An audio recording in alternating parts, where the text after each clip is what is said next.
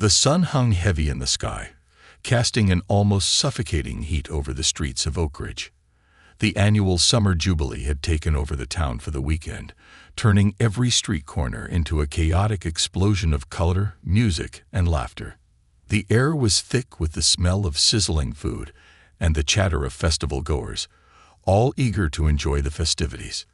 Children ran between booths, their faces smeared with sugary snow cones and popsicles, while parents trudged along, clutching plastic cups filled with lemonade, their foreheads beaded with sweat. It was a day full of life, full of joy, at least for most. Tiana Brooks stood quietly behind a small makeshift drink stand tucked away in a corner of the fair. The booth was simple, sturdy, but faded with age. The sign above read, "Sums Up Naturals," a brand that meant little to the many families that passed by.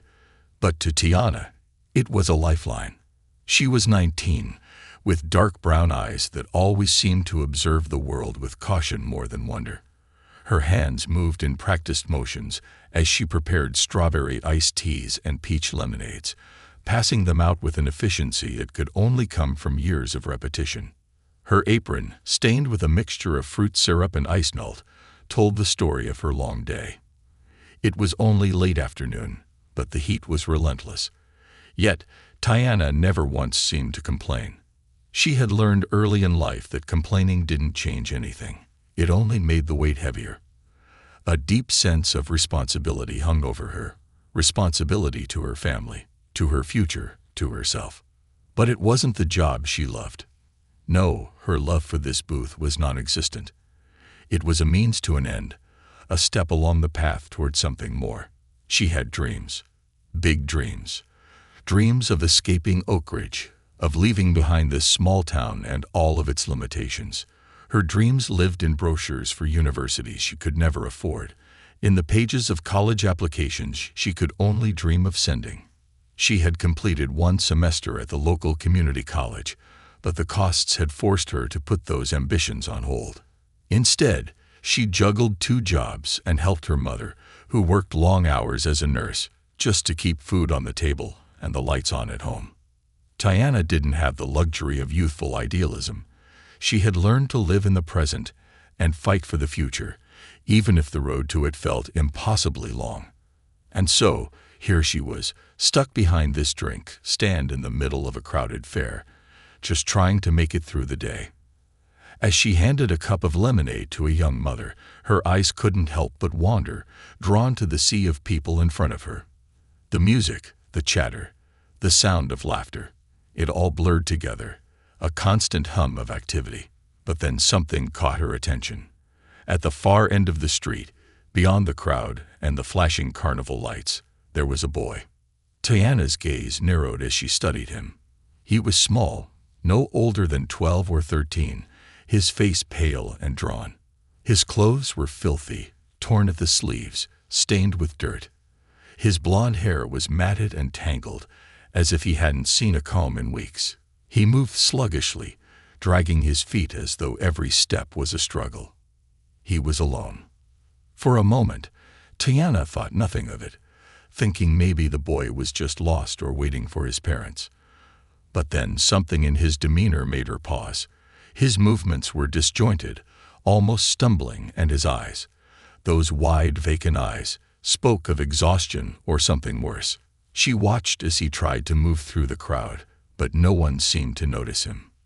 The adults were too busy chatting or swiping at their phones, and the children were too caught up in their own excitement.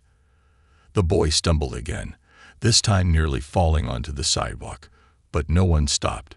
No one helped. Tiana felt her chest tighten.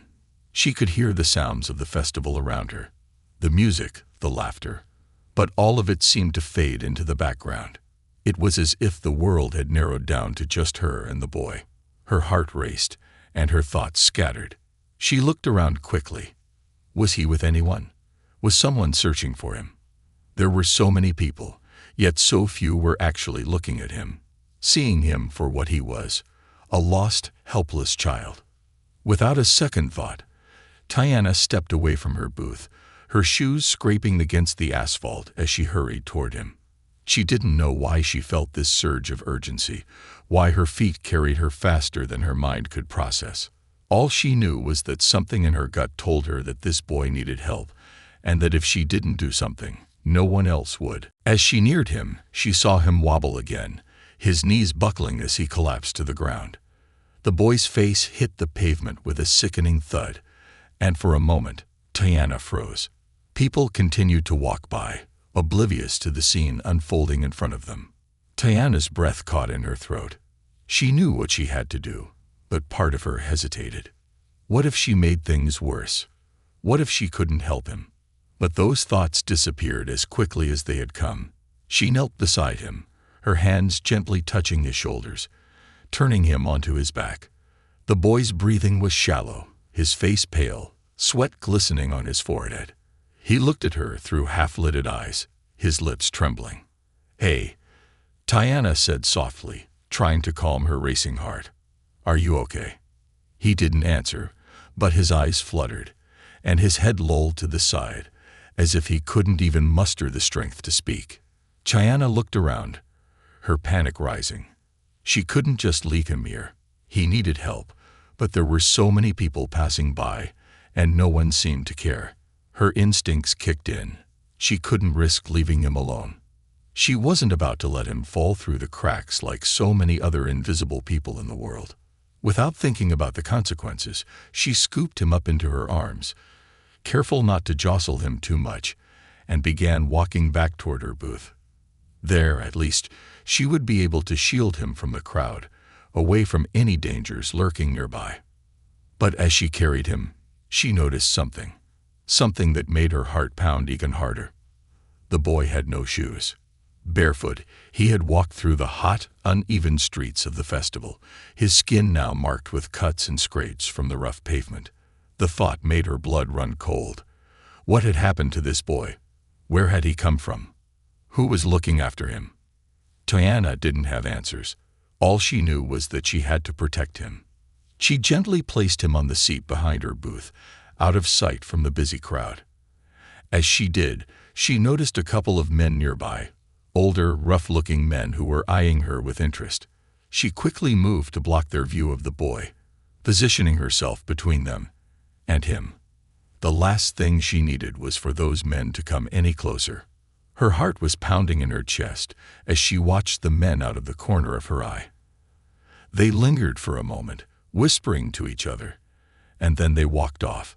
It was a small victory, but one that gave her a moment of relief. The boy was safe for now.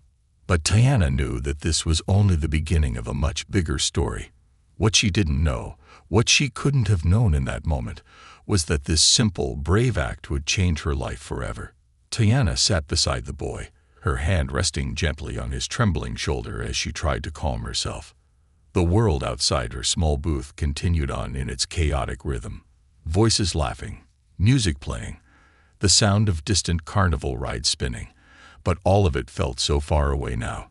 The boy's shallow breaths were the only thing she could hear. He was still unconscious, but his chest rose and fell slowly with each breath. His face, pale and smeared with dirt, looked almost angelic in the soft light filtering through the canvas of the booth. Tiana wiped her forehead with the back of her hand, trying to shake off the sweat that had formed there. Her mind was racing with questions. Where did this boy come from? Why was he alone? And why did no one seem to notice him? She glanced around cautiously. No one had stopped to help when he collapsed, not until she had rushed to his side. The reality hit her hard. In a sea of thousands of people, it was all too easy to become invisible. Her thoughts were interrupted as the boy's eyes fluttered open. He blinked several times, confused and disoriented. Tiana leaned closer, careful not to startle him. "Hey," she whispered softly, trying to make her voice as gentle as possible. "You're safe now.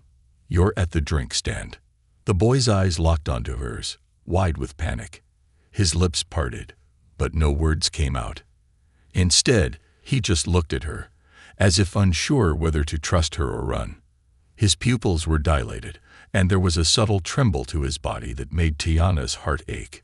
"It's okay," she said again, trying to reassure him. "You're okay. Just rest for a minute." He took a shallow breath, but his gaze never left her. Tiana noticed that his eyes were a striking shade of blue, but they were clouded with exhaustion and fear. The boy's body seemed so small and fragile against the sturdy wooden bench he was sitting on. She found herself wondering how long he had been out there, alone in the crowd, how long he had been hiding his pain behind the mask of a lost child. Minutes passed, though they felt like hours. Tiana had no idea how to help him. She wasn't a nurse, she wasn't trained to deal with emergencies. But she did know one thing. She couldn't leave him alone. Not like this. Not when she could see the desperation in his eyes. Finally, after what seemed like an eternity, the boy spoke, his voice a faint whisper. "Who are you?" he asked, his voice rough and cracked, as though he hadn't used it in days. Tiana blinked, taken aback by the question. She wasn't used to being asked who she was in moments like this. She was the girl behind the booth, the one who served drinks, the one people didn't pay attention to. She was the one who helped others without asking for recognition. "Tiana," she replied softly. "I'm Tiana. And you're safe here." The boy looked at her for a long moment, as if trying to make sense of the situation. He seemed to be weighing his options, deciding whether to trust her or not. But then, without warning, his body slumped forward, as if all his strength had been drained away. Tiana caught him before he fell completely, supporting him with her arms. He was too weak to resist, too exhausted to stay awake.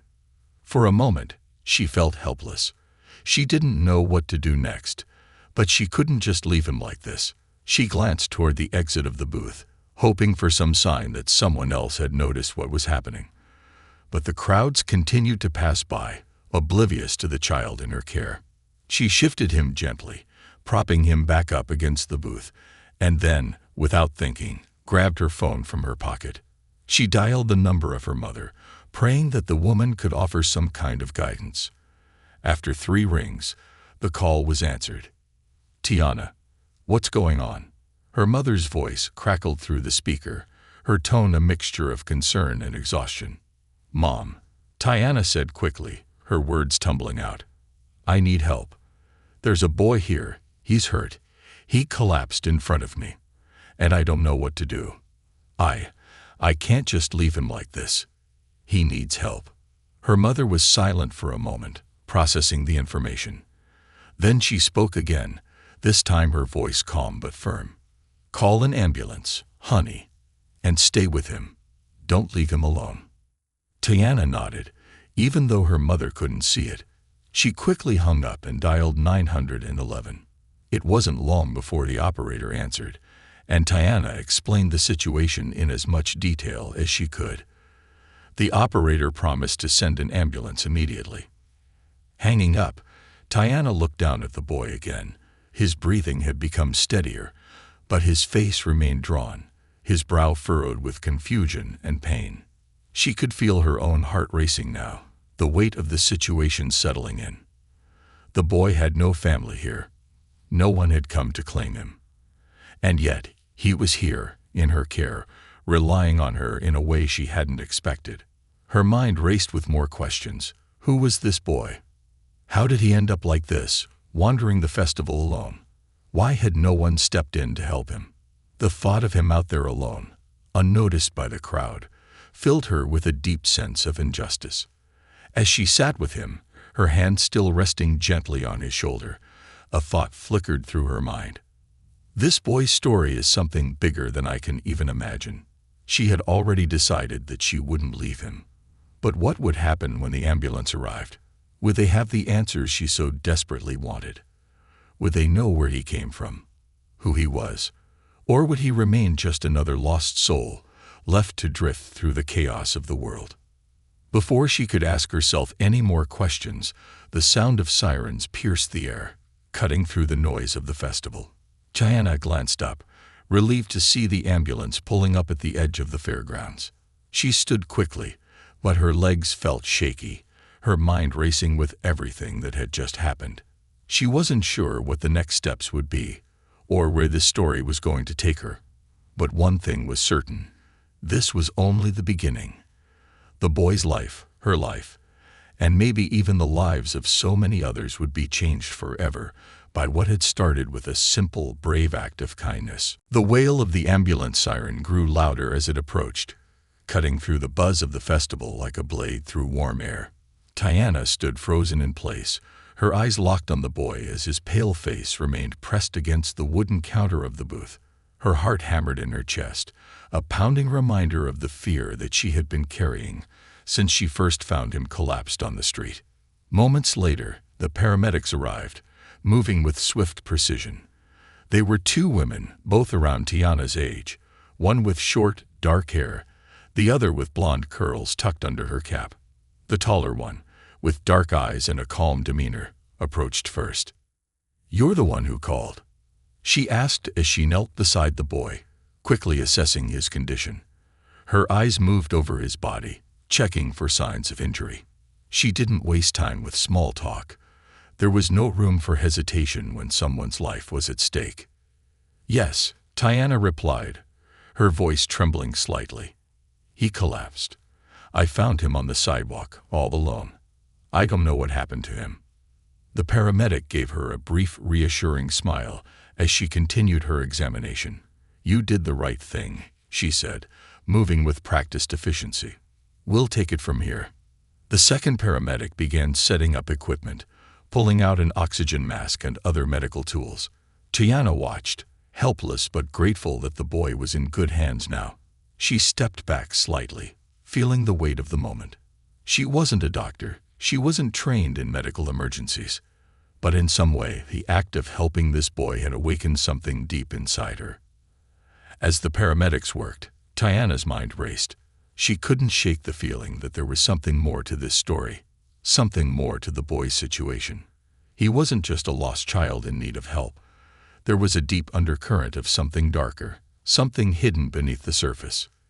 "Is he going to be okay?"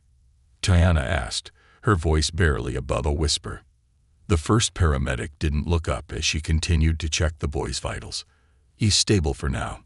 We'll know more once we get him to the hospital." Tiana nodded, a sigh escaping her lips. She watched as the paramedics carefully lifted the boy onto a stretcher, securing him with straps to prevent any further injury. The air around her felt thick, like it was holding its breath, waiting for the next chapter in this strange and unexpected tale to unfold. As the paramedics began wheeling him toward the ambulance, Tiana's heart skipped a beat. She couldn't just let him go like this. There was something inside her that screamed for answers. Who was this boy? What had happened to him? And most importantly, why had no one come for him? "Wait," Tiana called out, her voice urgent. The paramedics turned to look at her, momentarily halting their progress. The second paramedic, blonde curls bouncing as she shifted her weight, looked at Tiana with a raised eyebrow. "What is it?" she asked, her tone softening a bit. I need to know more," Tiana said, her voice unsteady but firm. "Who is he? Where did he come from? Was he with someone?" The paramedic gave a small, understanding nod. "We'll get that information once we're at the hospital. Right now, his condition is our priority." Tiana's heart sank. She knew she was asking the impossible. They couldn't give her answers right now, not when the boy's life was hanging in the balance. She nodded, taking the small step back, but the thought of just letting go, of walking away without any answers, felt impossible. Before she could say anything else, the ambulance doors slammed shut with a finality that sent a chill through her spine. The sirens blared once more as the vehicle sped off toward the nearest hospital, its flashing lights reflecting in Tiana's wide, worried eyes. For several moments, Tiana stood there, her legs rooted to the spot, her mind swirling. The noise of the festival had returned, but it sounded muffled, distant, as if the world was carrying on without her.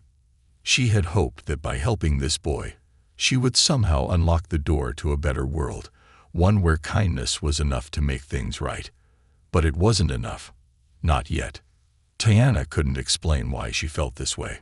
She didn't know the boy's name, didn't know where he came from, didn't even know why he had been out there alone.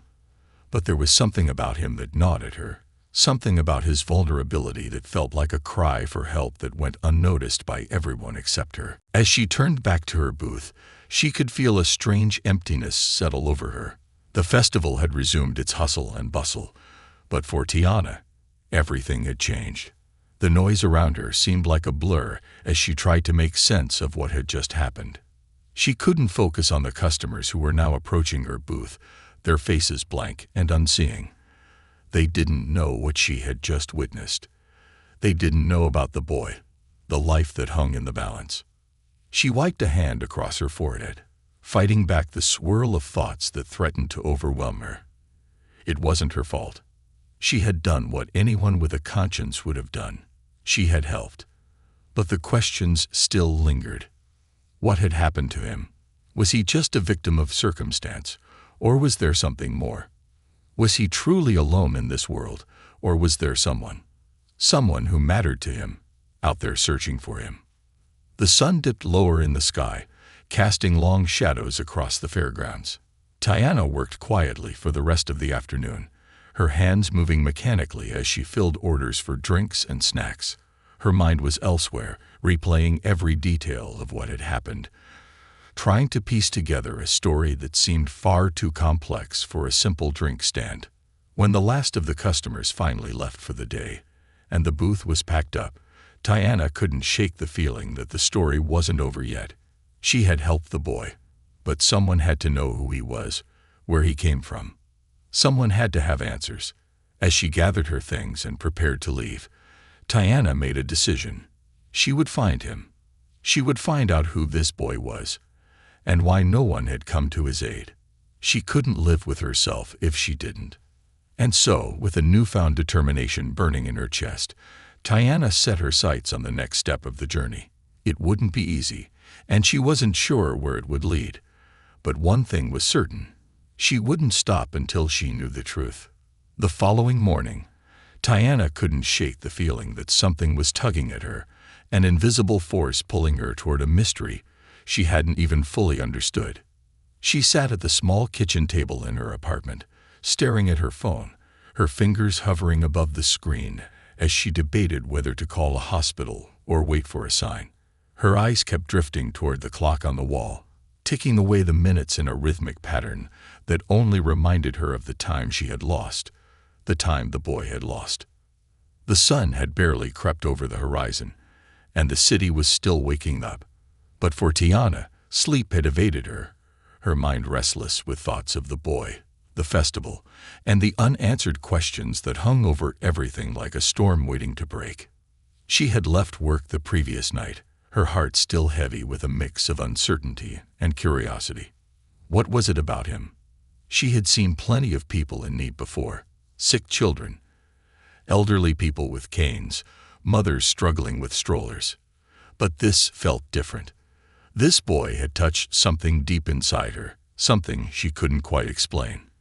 It wasn't just the fact that he was in distress.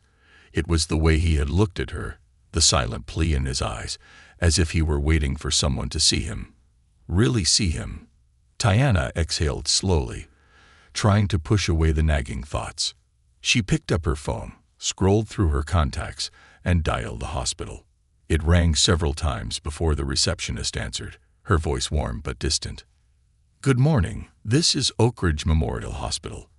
How can I help you?" I was there last night," Tiana said, her voice unsure. "I found a boy at the summer festival.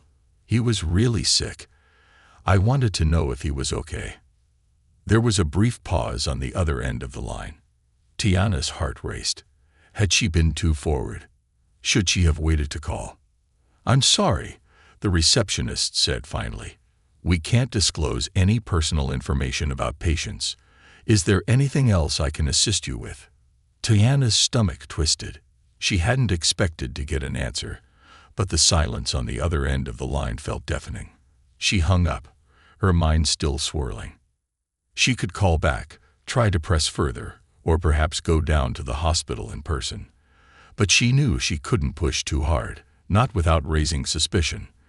The last thing she wanted was to make a scene, especially over a boy who might not even want to be found.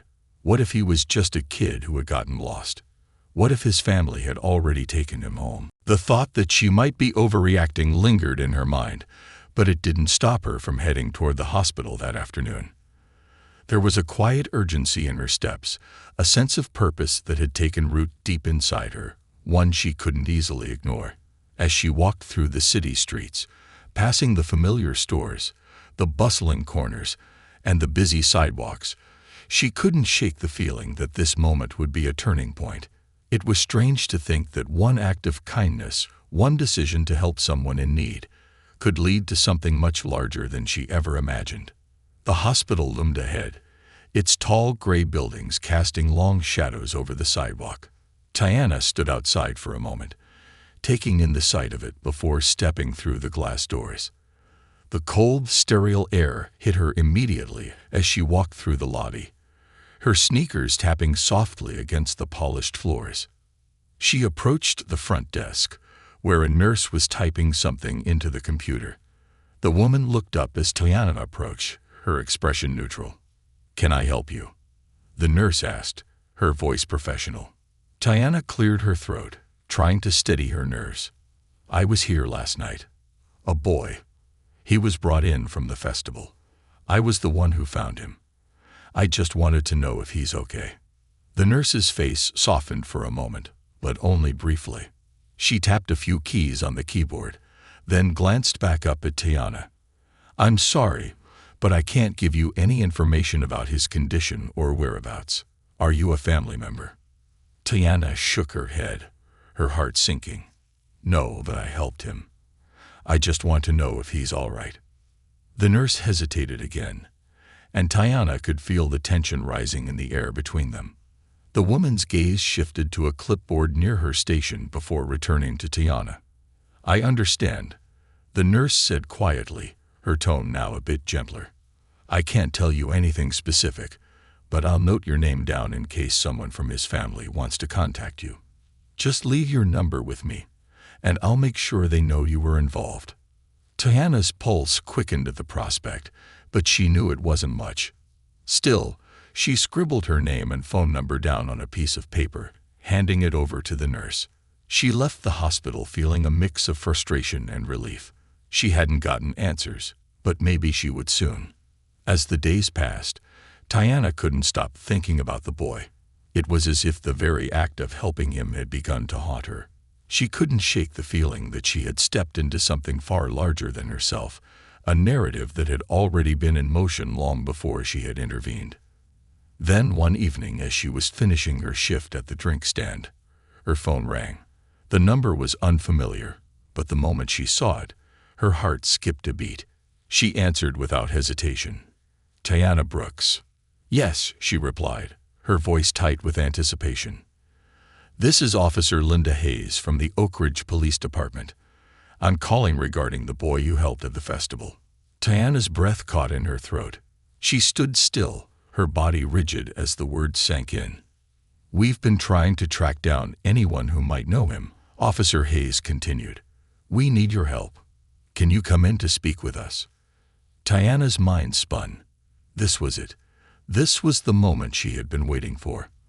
The answers were coming, and she could feel the weight of the boy's story settling heavily on her shoulders. "I'll be there," Tiana said, her voice steady, but filled with a new kind of resolve. As she hung up, a flood of emotions rushed through her. This wasn't just about a lost child anymore. This was something bigger, something she was about to discover. And she was ready. She had to be. The drive to the Oak Ridge Police Department felt like the longest journey Tiana had ever made. Her hands gripped the steering wheel tightly, knuckles pale from the strain. The city passed by in a blur, the buildings, cars, and people moving in a slow, deliberate rhythm, as though the world itself was trying to give her time to breathe. But it didn't feel like a gift. It felt like the calm before a storm. The officer's voice still echoed in her mind, that steady, professional tone telling her to come in. She had expected to be left with more questions, but instead, the call had promised answers. She didn't know what those answers would be, but something inside her told her they were about to change everything. As she neared the station, The reality of the situation began to settle in. She wasn't just a bystander anymore. She was involved in something far bigger than herself. She had stepped into a story that wasn't hers, a story that had been unfolding long before she had found the boy on the sidewalk. But now it felt personal. She had seen his vulnerability, had witnessed his pain, and had taken action when no one else had. The police station loomed ahead, its imposing structure standing like a fortress against the sky. Tiana parked her car and sat for a moment, staring at the building, feeling the weight of the decision she had made. There was no turning back now. She was about to learn everything, and she wasn't sure if she was ready for it. Stepping out of the car, she walked toward the entrance with purposeful strides, her mind racing. The air felt thick, almost suffocating, as she pushed through the automatic doors and into the cool, sterile interior of the station. The buzz of activity in the lobby was enough to make her feel out of place. Officers moved quickly, their eyes focused on tasks she couldn't quite understand. "Can I help you?" a woman behind the front desk asked, her voice sharp but not unkind. "I'm here to speak with Officer Hayes," Tiana said, trying to keep her voice steady. "I was the one who helped the boy at the festival." The receptionist's gaze softened slightly as she typed something into her computer. "Right. Officer Hayes is expecting you. You can take a seat. She'll be out in a moment." Tiana nodded, her hands shaking as she sat down in one of the hard plastic chairs. The room felt suddenly smaller, the air more stifling. She had no idea what was coming next, but her heart thudded painfully in her chest.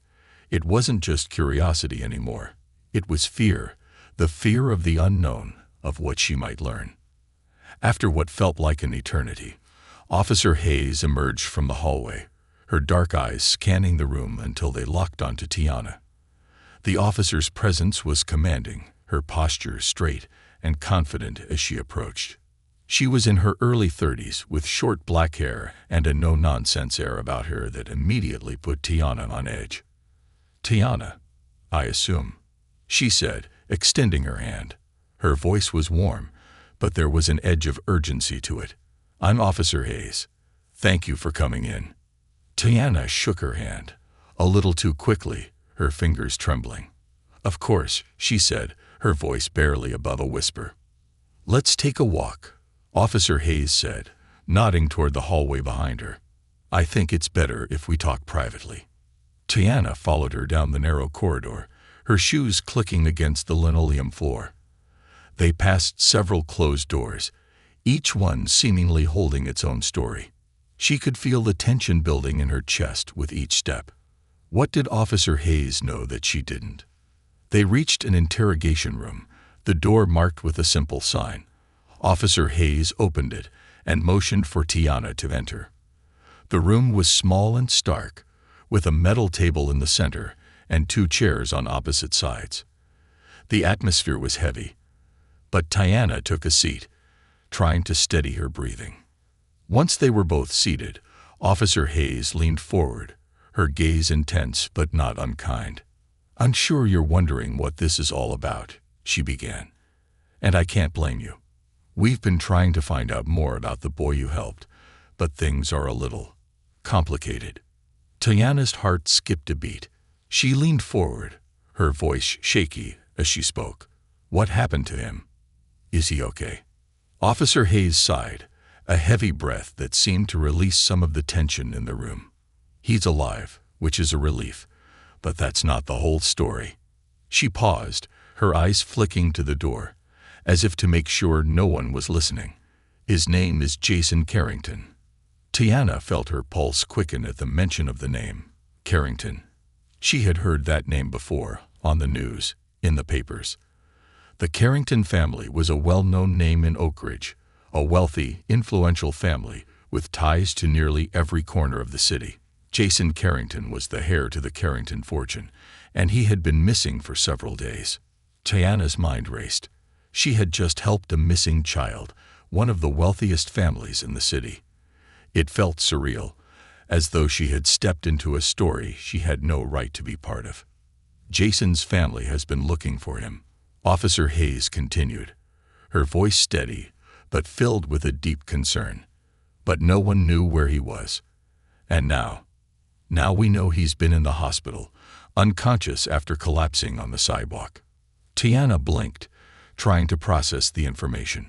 So, you're telling me he's the missing Carrington heir? Yes, Officer Hayes confirmed, her tone grave. Jason was hiding. For reasons we still don't fully understand, he ran away from home and tried to disappear. But when he collapsed, he was found by you. And that's why we need your help. Tiana's head spun. What do you mean, my help? Jason is not just a missing child. He's part of something much bigger. His family has a lot of influence, and there are things at play here that we're still trying to piece together. We don't know why he ran, or who might have been involved in his disappearance.